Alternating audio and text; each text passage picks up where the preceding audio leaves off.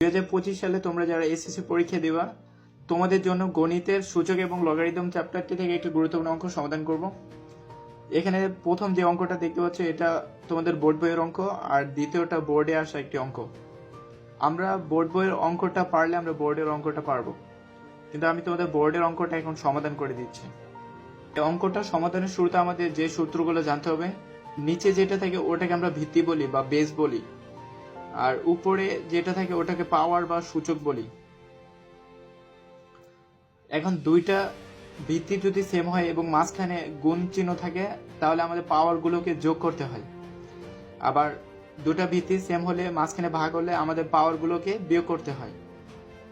আমরা এ square minus B square সূত্র জানি এ প্লাস বি ইন্টু এ মাইনাস বি, আরেকটা সূত্র জানি এ মাইনাস বি ইন্টু এ প্লাস বি। এটা একই। তাহলে প্রশ্নটা সমাধান শুরু করা যাক। এখানে আমাদের যে প্রশ্নটা দেওয়া আছে এইটার ভাগফল সমান সমান 1/25, এটা মিলাইতে হবে। তাহলে আমরা প্রথমে লেফট হ্যান্ড সাইডটা লিখব, লেফট হ্যান্ড সাইড। এখানে আমরা লেখার সময় একটা বিষয় খেয়াল রাখবো, এখানে যে ভিত্তি এবং সূচক পাওয়ারটা এটা যেন একটু উপর নিচে হয়, একসাথে যেন মিলে না যায়। কেউ যদি লিখে যে 25m+1 তাহলে কিন্তু এটা ভুল হবে। আমাদের 25টা নিচে থাকবে আর m+1টা অনেক উপরে লিখতে হবে।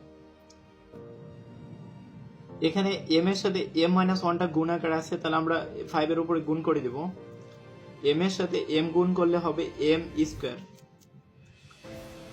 পরে এখানে মাইনাস আছে আর m এর সামনে প্লাস আছে, তাহলে প্লাস মাইনাস মাইনাস, m এর সাথে 1 গুণ করলে m ই হবে।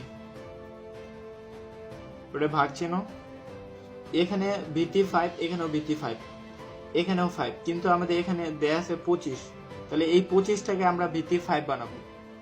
তাহলে আমরা 25-এর পরিবর্তে লিখতে পারি 5 স্কয়ার। আর এখানে যে স্কয়ারটা আছে এই 2টা m+1 এর সাথে গুণ আকারে থাকবে, তাহলে m+1 5। এখানে আমাদের m-1 আছে পাওয়ারে, এখানে m+1 আছে, তাহলে a-b এবং a+b এর পরিবর্তে আমরা কি লিখতে পারি, a square minus b square লিখতে পারি। তাহলে m-1 ইন্টু m+1 আমরা লিখতে পারি m স্কয়ার মাইনাস 1 স্কয়ার।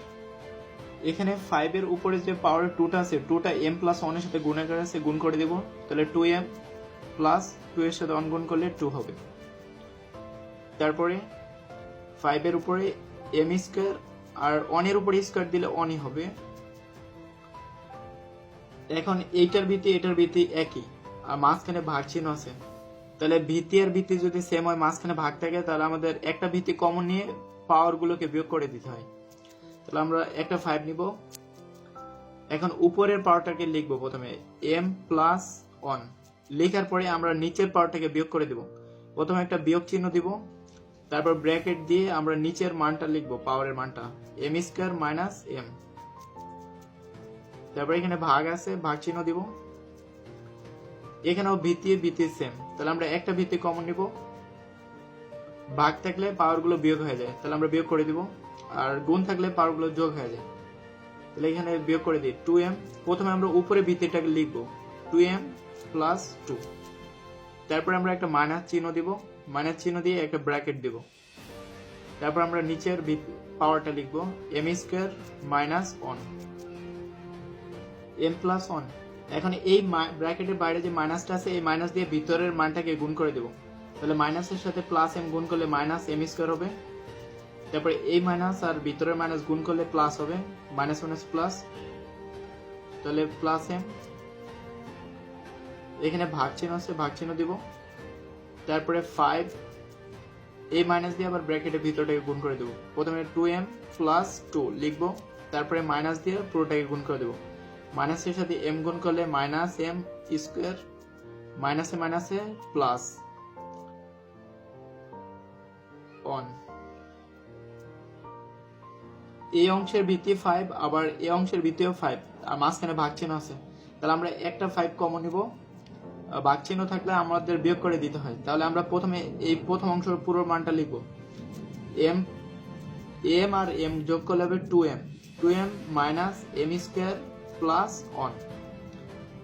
তারপরে এখানে ভাগ চিহ্নের কারণে আমরা মাঝখানে একটা বিয়োগ চিহ্ন দিব, তারপরে ব্র্যাকেট দিয়ে এই পরেরটার সূচকটা পুরোটা লিখব 2m plus 2 minus m square plus 1 5 2m minus m square plus 1। এখন এই মাইনাস দ্বারা পুরোটাকে গুণ করে দেব, তাহলে মাইনাসের সাথে প্লাস 2m গুণ করলে মাইনাস 2m হবে, প্লাস 2 এর সাথে মাইনাস গুণ করলে মাইনাস 2 হবে, তারপরে মাইনাসের সাথে মাইনাস গুণ করলে প্লাস হবে প্লাস m স্কয়ার, মাইনাসের সাথে প্লাস গুণ করলে মাইনাস 1। অর্থাৎ মাইনাস দ্বারা যদি গুণ করা হয় তাহলে ব্র্যাকেটের ভিতরে সবগুলোর সামনে চিহ্ন পরিবর্তন হয়ে যাবে, মাইনাস থাকলে প্লাস হয়ে যাবে, প্লাস থাকলে মাইনাস হয়ে যাবে। এখন আমরা এখানে কাটাকাটি করব, 2m মাইনাস 2m আর প্লাস 2m কাটা যাবে, minus m square plus m square কাটা যাবে, প্লাস 1 আর মাইনাস 1 কাটা যাবে, এখানে শুধুমাত্র মাইনাস 2 থাকবে, তাহলে এখানে মাইনাস 2 অবশিষ্ট থাকবে। আমরা সূচকের আরেকটা সূত্র জানি, x টু দি পাওয়ার যদি x ইনভার্স n থাকে আমরা এটাকে লিখতে পারি 1 divided by x to the power n, এভাবে লিখতে পারি। তাহলে এখানে আমরা এই 5টাকে যদি x ধরি আর nটাকে যদি 2 ধরি তাহলে এটা 5 ইনভার্স 2টাকে লিখতে পারি 1 divided by 5 square, 1 divided by 5 square মানে 25। তাহলে আমাদের এই অংশের মান সমান সমান 1 ডিভাইডেড বাই 25 বের করতে হচ্ছে, তাহলে এটা হবে রাইট হ্যান্ড সাইড। এই অঙ্কটা যেভাবে করছি ঠিক একইভাবে আমাদের বইয়ের অঙ্কটা করতে হবে। যেমন এখানে 3 আছে, 3 এর উপরে m প্লাস 1 আছে, আবার এখানে 3 আছে m দ্বারা ঠিক এখানে যেভাবে গুণ দিছি m দ্বারা m মাইনাস 1টাকে গুণ, ঠিক এখানেও m দ্বারা m মাইনাস 1টাকে গুণ। তারপরে এখানে ভিত্তি 3 আছে, আমাদের এখানে 9 আছে, তাহলে উপরেরটার ভিত্তি সেম বানাইতে হবে। তাহলে আমরা 9 এর পরিবর্তে লিখতে পারি 3 স্কয়ার। যেমন এখানে আমরা 25 লিখছিলাম, 25 এর পরিবর্তে লিখছিলাম 5 স্কয়ার, তাহলে এখানে আমরা 9 এর পরিবর্তে লিখবো 3 স্কয়ার। তারপরে উপরের অংশটাকে গুণ করব, তারপরে এই সূত্রটা অ্যাপ্লাই করব, তাহলে আমাদের উত্তরটা চলে আসবে। তো ভিডিওটা ভালো লাগলে লাইক করবে আর বন্ধুদের মাঝে শেয়ার করে দিবে।